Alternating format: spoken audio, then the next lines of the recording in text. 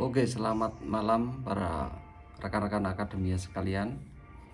Pada kesempatan kali ini saya akan berbagi terkait sidang skripsi.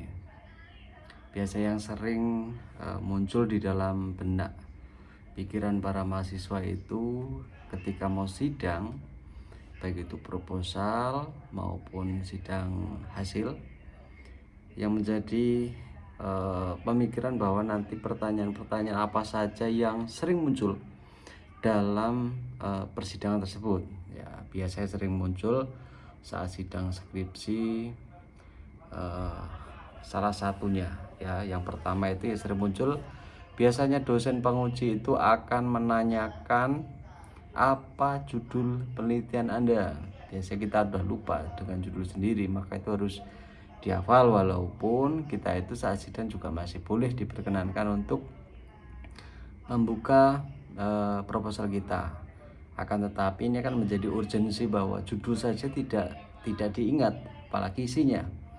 Nah, maka teman-teman sekalian hati-hati terkait dengan hal ini. Kemudian biasa pertanyaan-pertanyaan yang muncul itu, dosen penguji biasanya menanyakan apa tema penelitian Anda.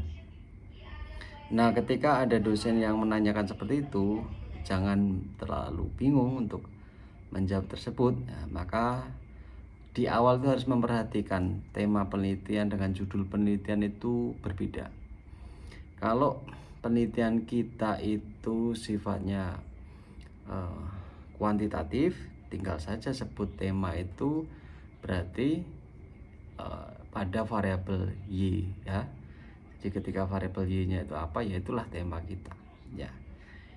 Nah, kemudian pertanyaan yang berikutnya yang biasa ditanyakan adalah apa yang melatar belakangi Anda meneliti dengan judul bla bla bla bla. Nah, kadang-kadang kan kita bingung apa yang melatar belakangi, padahal kita sendiri yang menulis terkait latar belakang. Maka membuat latar belakang ini kalau menurut saya dalam rangkaian sebuah skripsi itu yang paling sulit dibandingkan kita membuat kajian teori, ya, atau di bab 2. Tetapi di bab pertama ini yang lebih rumit. Apa yang melatar belakangi kita meneliti hal tersebut, ya. Jadi teman-teman sekalian, para mahasiswa harus paham ini. Maka ketika membuat latar belakang itu, kita harus tahu triknya. Biasanya atau yang sering kita baca itu di bab 1 adalah bunyinya adalah latar belakang masalah. Latar belakang masalah berarti penelitian kita itu berawal dari masalah. Apa yang disebut sebagai masalah? Yang disebut sebagai masalah dalam penelitian adalah antara kondisi seharusnya dengan kenyataannya itu berbeda. Itulah yang disebut masalah. Dalam bahasa penelitian disebut sebagai gap dalam penelitian. Jadi kalau ditanya gap penelitian Anda apa, ya udah sebutkan masalah-masalah itu. Misal, kenapa kita meneliti terkait kepemimpinan, misal. Berarti kita harus tahu idealnya seorang pemimpin itu harus seperti apa. Ini idealnya. Kemudian kita melihatnya itu tentunya menggunakan alat. Kalau dalam penelitian itu berarti kita menggunakan bisa wawancara, bisa pengamatan, bisa studi pendahuluan dengan menyebarkan angka terlebih dahulu untuk mengetahui masalah yang ada pada tempat penelitian kita. Ya, jadi itu harus kita ketahui dulu masalahnya apa. Ternyata yang ada, yang terjadi dalam tempat penelitian kita, ternyata seorang pemimpin dalam baik organisasi apapun itu tidak menunjukkan jiwa atau perilaku kepemimpinannya. Yang seharusnya seperti ini malah kebalikannya, itu yang disebut sebagai masalah. Nah, ketika ada dosen yang bertanya, apa yang melatar belakangi, tinggal sebutkan saja masalah yang muncul. Tinggal sebutkan bahwa, Pak, dalam penelitian ini karena berawal atau berangkat dari masalah, tadi sebutkan masalah yang didapat dari wawancara, observasi, dan studi pendahuluan tadi. Sebutkan, ini masalahnya.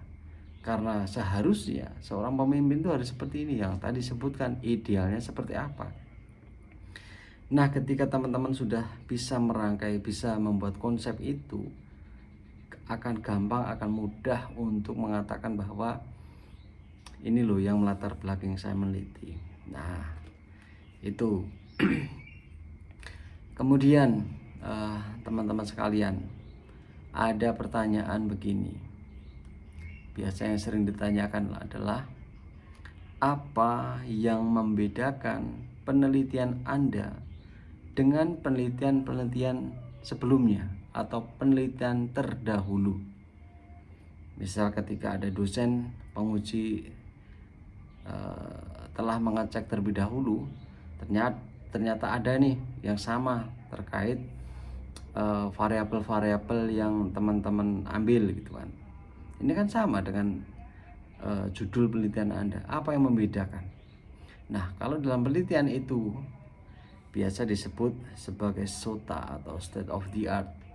Kebaruan kita itu apa? Kan tidak mungkin ketika kita melakukan penelitian tetapi sudah ada penelitian yang sama. Apa yang membedakan penelitian kita dengan penelitian terdahulu? Atau kebaruannya apa? Tinggal teman-teman sebutkan saja. Menyebutkannya itu kan perlu yang namanya teknik. Ya, teknik. Maka ketika seorang meneliti itu harus banyak membaca referensi, bisa dari buku, bisa dari jurnal gitu kan.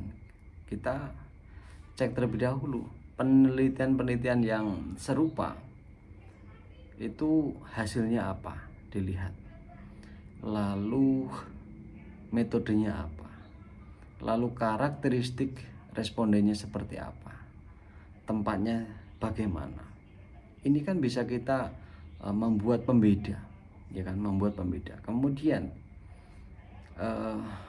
apakah dalam penelitian tersebut hanya sebatas menguji pengaruh antara variabel X terhadap variabel Y?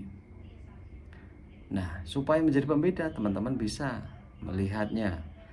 Dalam penelitian ini saya akan tidak hanya sebatas menguji pengaruh atau kekuatan pengaruh antara variabel X dan variabel Y, tetapi saya menambahkan variabel intervening, variabel moderator, sehingga penelitian yang saya lakukan ini menjadi unik, menjadi baru dibandingkan atau menjadi berbeda dibandingkan dengan penelitian sebelumnya.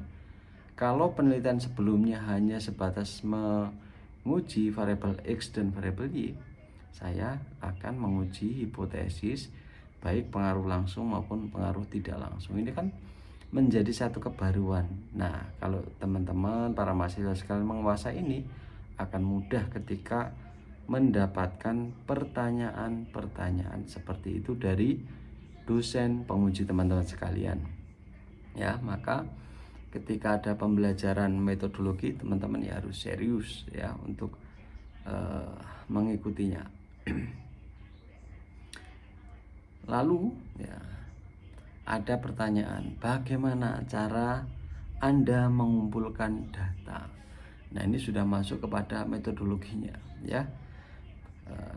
Bagaimana cara mengumpulkan data? Misal teman-teman menggunakan metode survei, ya berarti teman-teman mengumpulkan datanya bisa menggunakan angket ya. Untuk data tambahan bisa teman-teman menggunakan observasi, wawancara, itu kan juga bisa mengumpulkan data. Baik data itu bisa dimasukkan di dalam latar belakang untuk melihat masalah tadi, ataupun untuk menambahkan penguat nih bahwa selain kita menggunakan angket itu kan, kita juga didukung dengan instrumen lainnya sebagai alat pengumpul data tersebut. Sehingga ada pertanyaan, cara mengumpulkannya atau alatnya mengumpulkan data itu apa saja, teman-teman bisa menyampaikan dengan gamblang. Nah, itu teman-teman sekalian. Kemudian yang terakhir ini, biasanya sebetulnya masih banyak lagi, tapi saya lebih mengambil poin-poin yang inti saja. Kalau sidang itu sudah sidang hasil, biasanya kan ditanya nih, hasil kamu apa? Ya udah tinggal dijawab. Ketika kita meneliti kuantitatif, ya pendekatannya kuantitatif, karena judulnya itu atau tujuan dalam penelitian itu adalah membuktikan hipotesis. Kalau hipotesisnya sudah terbukti, ya sudah tinggal kita menyebutkan bahwa terdapat pengaruh, ya terdapat pengaruh, cukup sampai di situ. Nah, nanti kalau ada pertanyaan lanjutan bagaimana cara mempengaruhinya, maka teman-teman bisa menyebutkan atau menjelaskan, mendeskripsikan cara mempengaruhinya variabel X terhadap variabel Y. Maka pada bab kedua tadi, teori-teori yang teman-teman masukkan itu harus benar-benar dipahami sehingga tahu cara kerjanya ketika variabel X mempengaruhi variabel Y. Cara kerjanya bagaimana? Tinggal dilihat tiap-tiap indikatornya. Nah, jadi indikator itu kan mencerminkan, selain tadi sebagai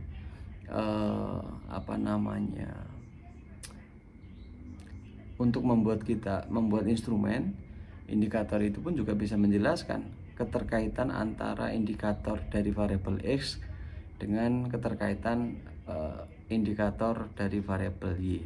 Teman-teman bisa menjelaskan itu ya. Mungkin ini sedikit saja sebagai sharing pengetahuan dan pengalaman, semoga bermanfaat. Terima kasih.